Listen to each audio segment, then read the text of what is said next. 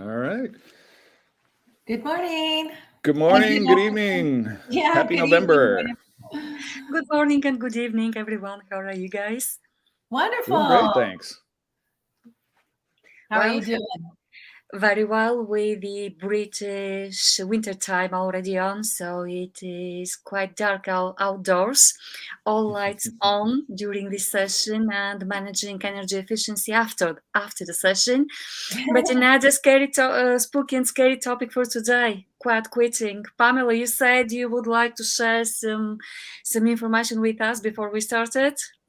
Yes, just not last week, but the week before, I had a client come on board for 9001 certification. And one of the main reasons that I was able to consult with him on why he needed to do this and needed to do it like yesterday is because he had 4 people quit in a 3-week period.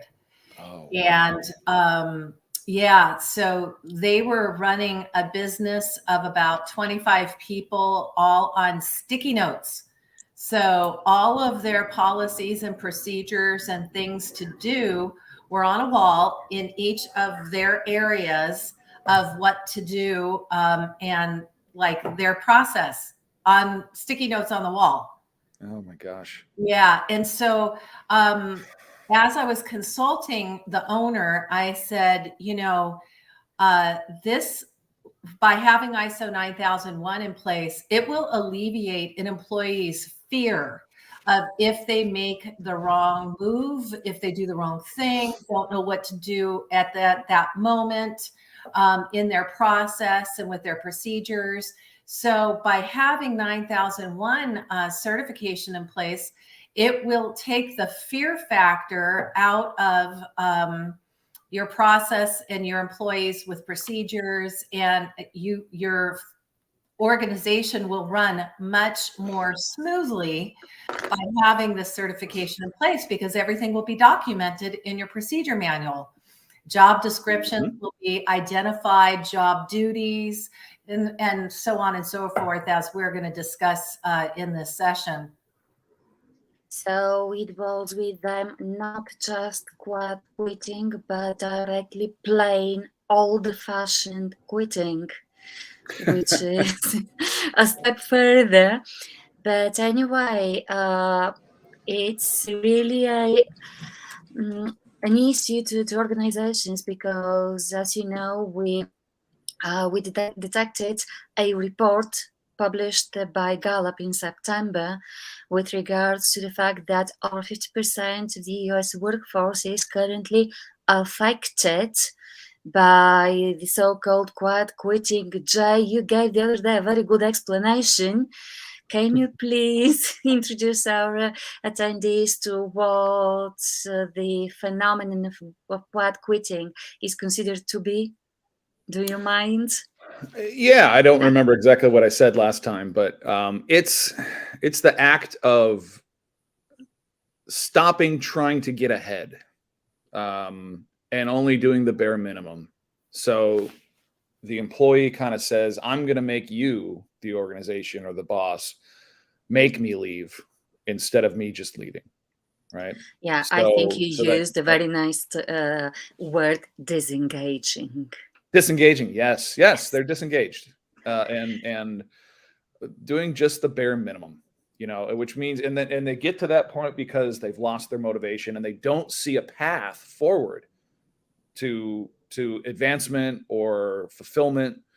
They just don't believe in the company anymore, but they don't want to leave because they don't know where else to go, or they want you to fire them so they can get unemployment or something, but they don't want to just leave. Someone asked me the other day why, and I think that one of the reasons, there are many reasons, but for me at least, one of the reasons is that during the pandemic, organizations stuck together and tried to be very creative. They found new ways of dealing with the challenges, and suddenly now we're out of the pandemic, and most organizations kind of get back to the way they usually worked before. And this is tiring to people who have been creative for so long. So maybe they just say, well, I don't see the point of being engaged and creative. What do you think, guys? Absolutely. And I find when employers really don't take the time to have review meetings or even management review meetings, get feedback of where the employees, their attitudes are, motivation. If they don't do that and engage regularly, I find that people just lose motivation and ambition because they feel like they're not included or part of an organization. And I've seen that in other places where I have worked before. And I worked for an organization for 8 years, and I saw this, and everything that we're discussing right now, I was in it. Yeah. It's scary. Oh, sorry. I was going to say it for anyone listening out there that is a boss and it's like, wow, don't keep blaming the company. It's not, there's people too. And yes, you are correct. There are times when an employee is not the right fit for the job. That happens. It's no one's fault. Everyone thought it would work and it doesn't. But again, they can quiet quit. And what implementing a management standard does is identifies that right away. So then you can make the change. You can let the employee go.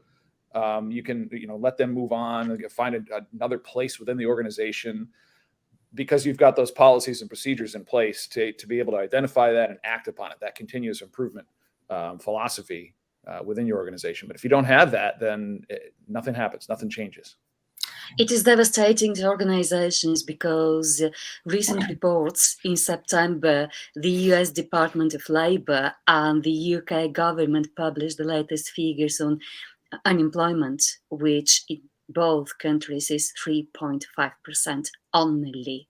So if people stop working at your organization, you can't replace them.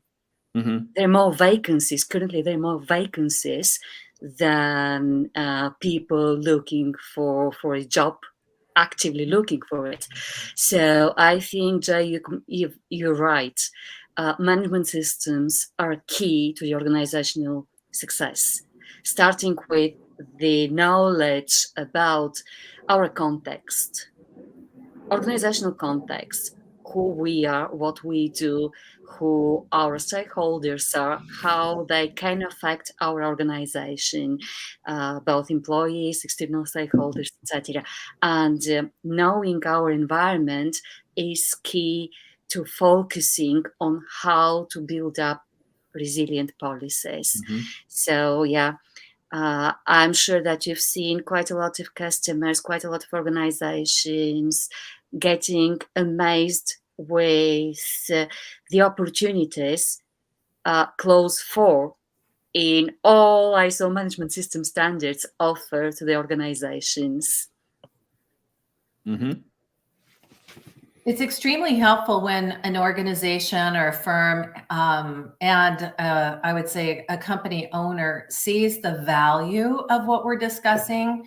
And I think owning my own company for 19 years, it's very important which can actually help alleviate as much as possible with the quiet quitting factor, is hiring people with the set of skill sets for that job description and job position and the duties that they're going to fulfill.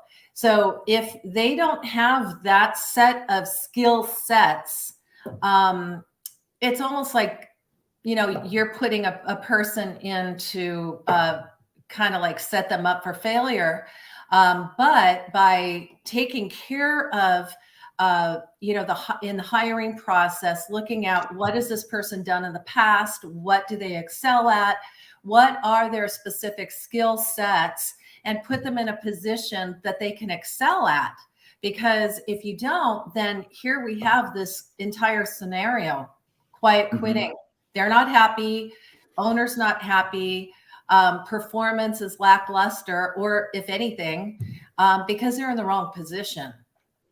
So you could kind of, alleviate that and also work that into your management system, with your process and procedures to be able to focus on skill sets.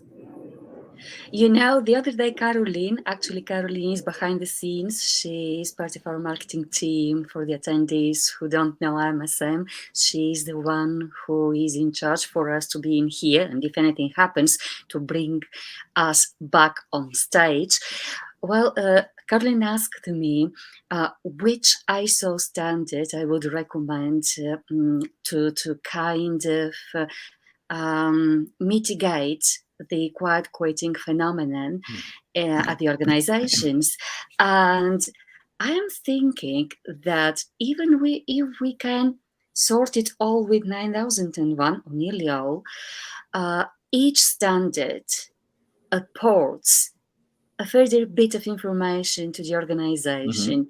For instance, 45,001, Jay, you mentioned employees, consultations with employees, getting their feedback. This is part of 45,001, which is occupational health and safety. On top of that, it helps us identify mental health issues, not only physical injuries, and fight absenteeism this way. Or maybe 27,001, which teaches us, tells us how to protect the most vulnerable assets an organization may have, which is our internal knowledge. So each standard, starting with 9001, actually contributes a bit to build up our policies, our processes, and benefit from those sets of good practices we, the consultants at MSM, help organizations implement. Which one would you pick to recommend? May I ask, guys, which is your favorite? Well, I do a lot with all three of those. So a lot of times I will recommend all three, which is 9001, 45,001, and 27,001, for multiple reasons. But if their main concern when I'm discussing their needs, their wants, is pretty much the whole organization and having it run smoothly and smoother, because they might not have policies and procedures in place for just the overall organization, that would definitely be 9001.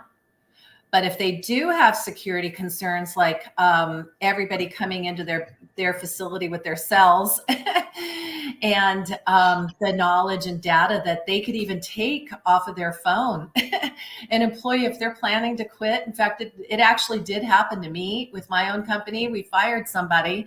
And unfortunately, my partner at the time let him continue to work the rest of the day. So he fired him at noon, and from noon to 5 p.m., he took all our data.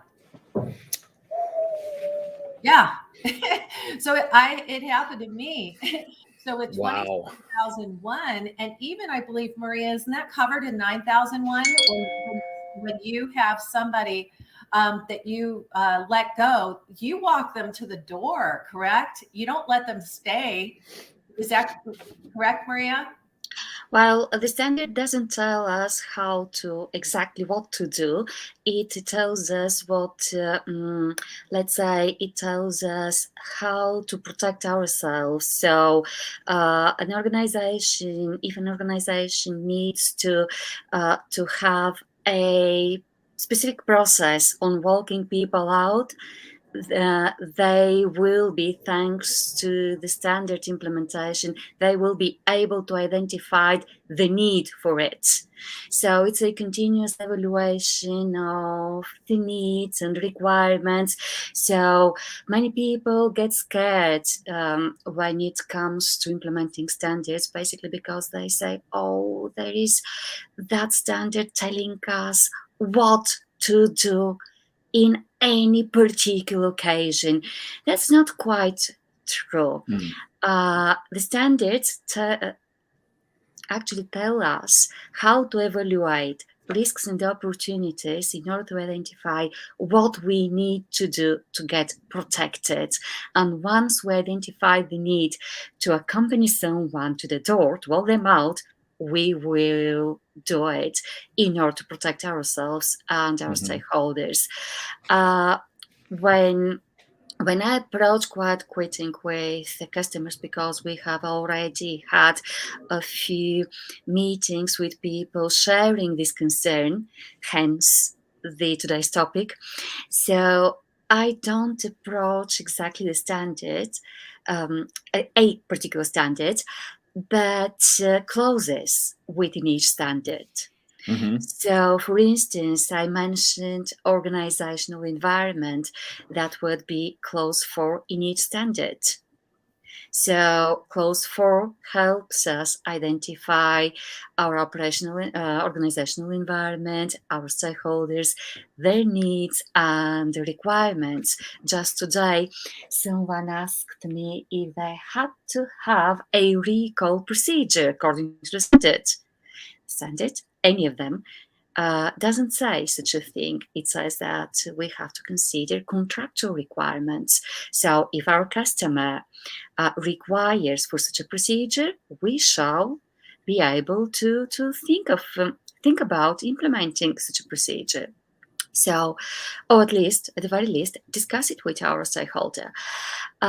Then Jay mentioned again, workers getting involved. That would be clause 5 in 45,001, which asks us for consultation with workers or their representatives. But leadership is not an exclusive clause only to 45,001. It is considered in all ISO standard management systems. So again, clause 5 will require for top management to evaluate all potential risks, including the risks of quiet quitting happening at the organization. Then we have clause 7, people raising awareness, organizational environment, competence, communication. Communication is essential. You don't get people motivated unless you're able to articulate efficient communication within the organization and with external stakeholders. And as Pamela said, performance evaluation, clause 9, and improvement, clause 10. So I do approach it from a clause perspective rather than standard perspective.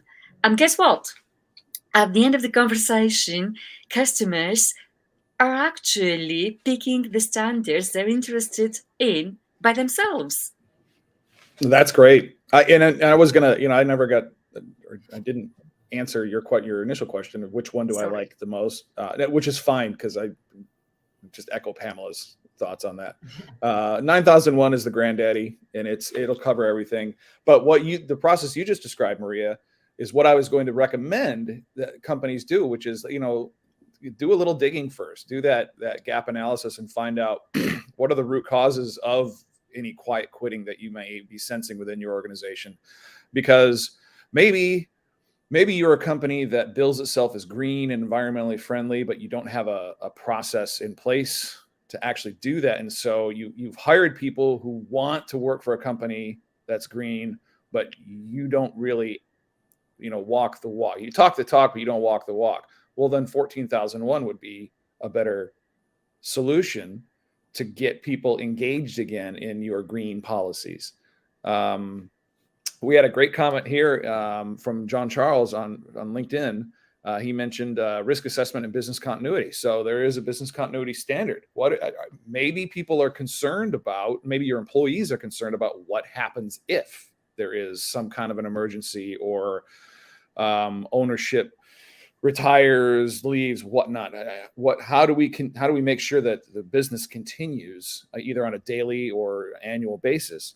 That would be a good standard to implement then. So going through that process that you just described, Maria, is excellent. But if you don't know, 9001 will get you where you need to be. I completely agree with you, and I agree with the approach to 22301, which is business continuity. Interestingly enough, if you remember nearly 3 years ago when we started talking about doing some online stuff, talking to people, business continuity was...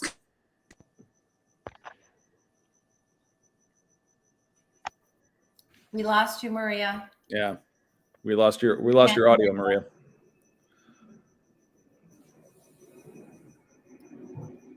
We cannot hear you, Maria. Uh-oh, now she's frozen. Yeah, we can't hear you.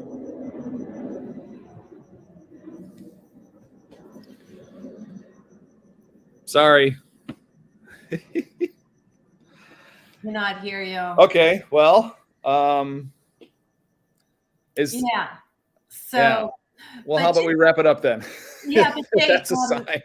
Yeah, but I think it's good that we discuss, like what you mentioned, 14,001 for environmental safety management system, with 9,001, and Jean, who put the message on the screen, 22301. We have IMSM has so many options for certifications that can fill so many needs. And now that we're at the, pretty much the end of 2020, I always like to say, as a business owner that I was for 19 years, at this time of year, I always looked for tax write-offs. So at the end of the year, an owner of a business does look for ways that they can do things for their company, enhance the value of their company and organization, and take that money off of their income for that calendar year as an expense. So this is a great time for companies to come to imsm.com and let us know how, what their concerns are, what their goals are going into 2023 for their business and their organization, their employees. It always goes back to, what is a company owner and an organization looking to do? What are their goals? And how IMSM with ISO certifications can fill in and help them reach their goals faster by ISO certifications. And I'm back, guys. Apologies. Oh, yeah. There you go. I have accidentally muted myself. Apologies. Oops, that's okay. Just back to 22301, if you don't mind, because I got cut at the moment when I said that it hadn't been of interest to organizations. That's true. But in the last few months, we have actually detected increased interest in 22301, basically because many insurance companies require that organizations can demonstrate they have business continuity plans put into place. And we have devised, thanks to our technical department, an additional service meant to cover micro and small organizations, because 22301 is a very heavy standard. But our service, which is called Business Continuity Essentials, is good enough to demonstrate to insurance companies that organizations operate under strict business continuity plans, and they have solutions and strategies put into place. So this is relevant because, considering the current situation with the unemployment rate, the quiet quitting phenomenon, And a few more aspects to be considered. Business continuity plans are going to become essential to organizations to operate and pay less in insurance primes. Yep. Very good point. All right. Very good. Well, what do you think? Great conversation. I think so. Thank you for joining. And I'll add one more thing because Pamela was talking about, they failed to walk their employee out. And then we got into a discussion about, well, would that particular policy be mandated by 27001? And the answer was no. One of the benefits of working with IMSM and our highly experienced consultants is they would be able to tell you, hey, this isn't mandated by the policy, but you should make it your policy. Absolutely. Because I've heard you're going to get ripped off. So yes, that's why you want to. Yes. You don't want to do this on your own. Yeah. You can do it on your own, but you don't want to because you want the benefit of our consultants and our group of consultants' collective knowledge of, literally centuries of work experience collectively. So there you have it. Also, Jay and Maria, we know that by having the ISO certified stamps on their website, whether it be 9001, 45001, or 27001, it actually allows them to get business that's going to their competitors. Yeah. And I just had a conversation with a prospect yesterday. Well, they said, well, we're compliant. We don't feel that we have to be certified, but you can't have the stamps on your website saying that you're certified if you're just compliant.